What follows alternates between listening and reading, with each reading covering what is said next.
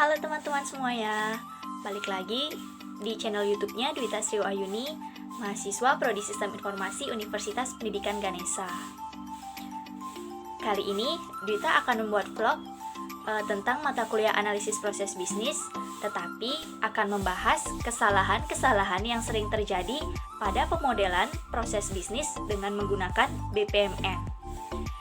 Sebelum lanjut, jangan lupa subscribe, like, and share.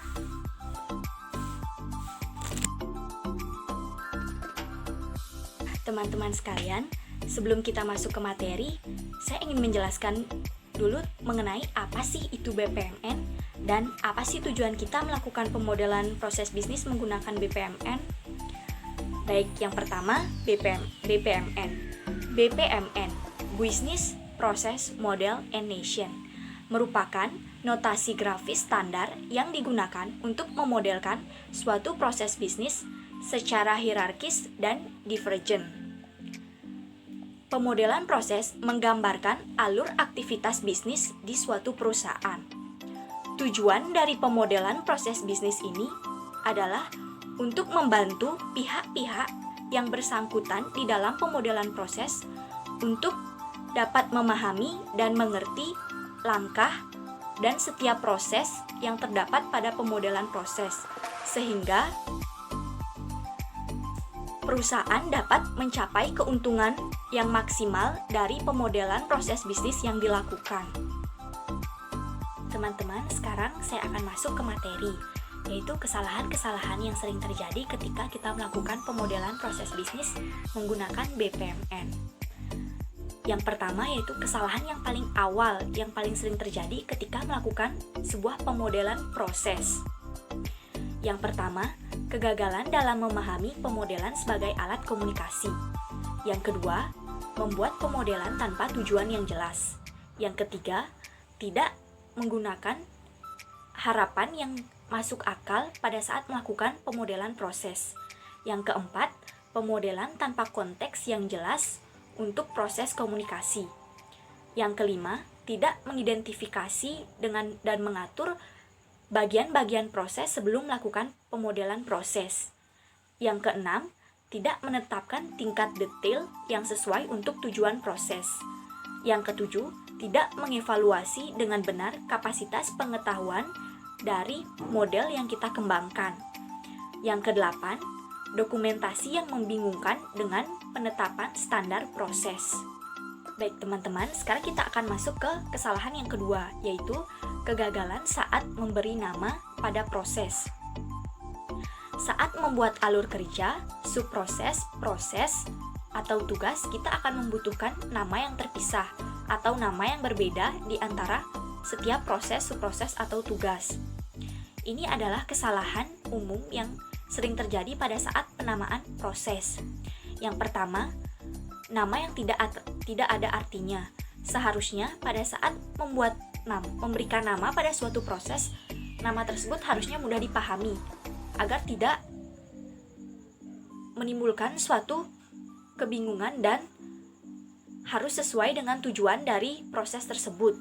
Yang kedua, nama yang terlalu panjang atau terlalu pendek. Untuk memberikan nama pada suatu proses, satu kata saja sebenarnya sudah cukup. Tetapi, jika menggunakan 3 atau sampai 4 kata, itu akan menjadi terlalu panjang.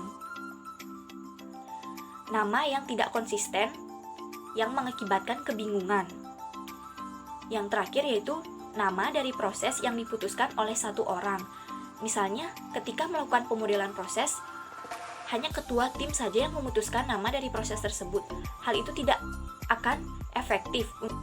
Nah, teman-teman, sekarang kita akan masuk ke kesalahan yang ketiga, yaitu kesalahan dalam simbol BPMN. Yang pertama, menggunakan aliran pesan antara jalur-jalur dari kumpulan yang sama. Alur panah putus-putus tidak dapat digunakan untuk menggabungkan elemen dalam kumpulan yang sama satu sama lain. BPMN yang benar yaitu menggunakan aliran reguler atau garis tidak terputus, seperti pada gambar berikut. Yang kedua yaitu memasukkan awal dan lupa untuk mengindikasikan akhir. Gambar yang benar yaitu sebagai berikut. Memasukkan awal dan tetap, mengindikasikan akhir.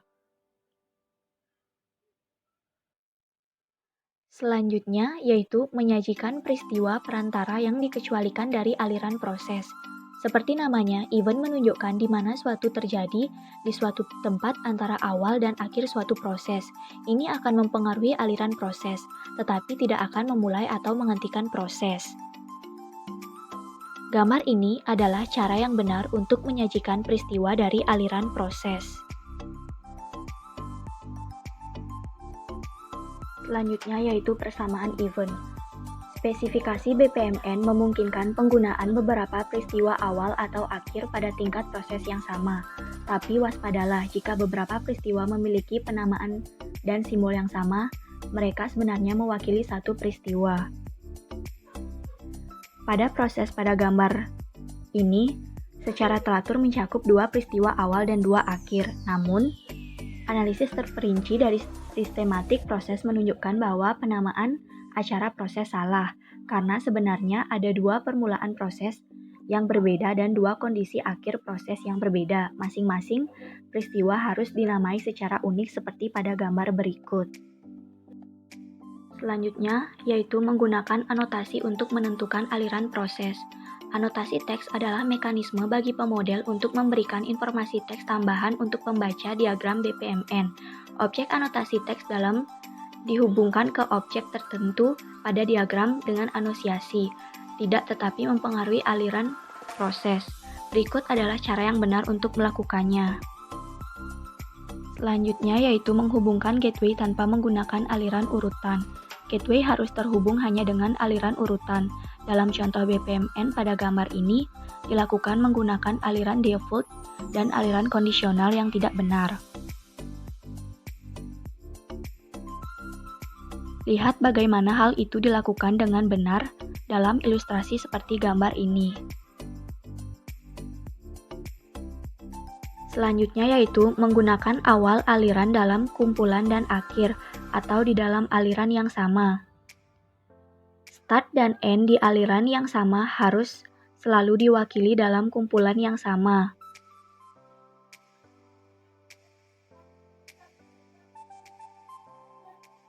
Ini adalah gambar yang benar. Selanjutnya yaitu sebuah tugas terputus dari sisa proses. Tugas 3 pada gambar tidak akan pernah dieksekusi di aliran BPMN karena tidak terhubung ke acara mulai manapun. Ini adalah gambar kasus BPMN yang benar. Selanjutnya yaitu pada gambar tugas 3 tidak terus berakhir dalam proses. Event akhir adalah opsional atau tingkat proses yang diberikan. Proses atau subproses yang diperluas mungkin saja tidak dibutuhkan untuk memiliki bentuk seperti gambar ini. Nah, teman-teman, kita akan masuk ke kesalahan yang terakhir, yaitu kesalahan swim lines. Yang pertama, menggunakan nama orang yang terlibat pada lines. Menggunakan nama orang yang terlibat pada lines.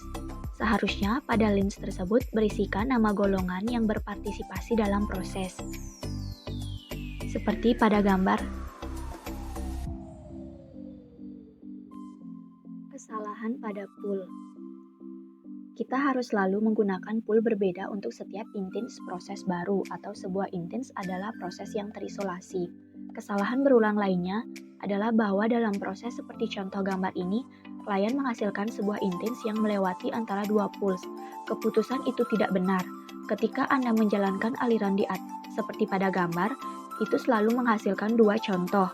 Pelanggan menghasilkan satu contoh di pool perjalanan pelanggan dan kemudian dengan mengirimkan pesanan pembelian ke area internal perusahaan, Anda membuat contoh lain.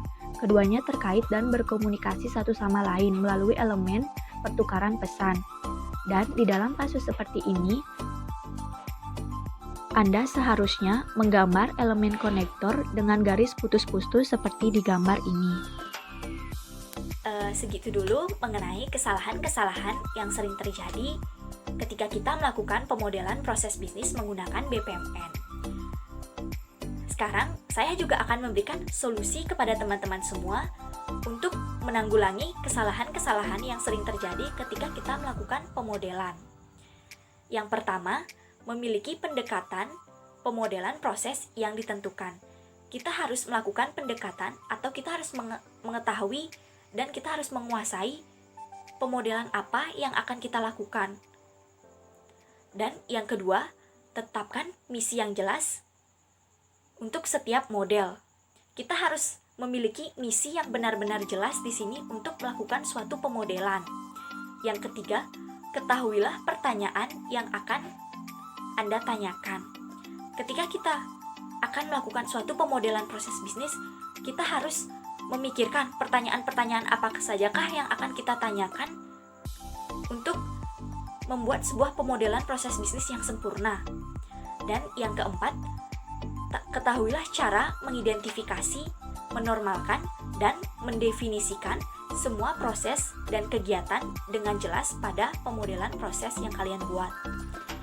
Yang kelima, ketahuilah siapa, kapan, dan bagaimana Anda akan melibatkan pemangku kepentingan utama pada pemodelan proses bisnis yang kalian buat. Yang terakhir yaitu, ketahui bagaimana Anda memvalidasi kualitas dari pemodelan proses bisnis yang telah Anda buat. Nah, teman-teman sekalian, sekian materi yang dapat saya sampaikan pada vlog kali ini.